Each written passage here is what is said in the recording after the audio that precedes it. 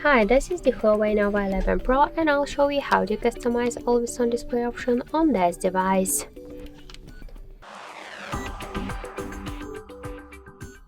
So open first the settings, tap to home screen and wallpaper and click to Always On Display.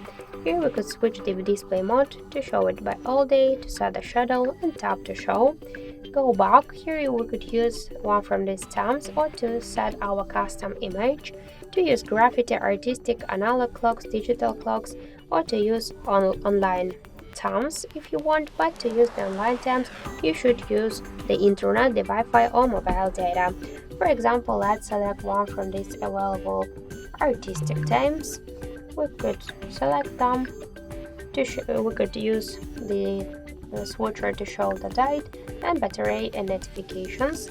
Just tap to apply. Now let's just lock the device. And we could see that we just successfully changed our AoD time. So that's it. Thank you for watching, and if you like this video, leave thumbs up and subscribe.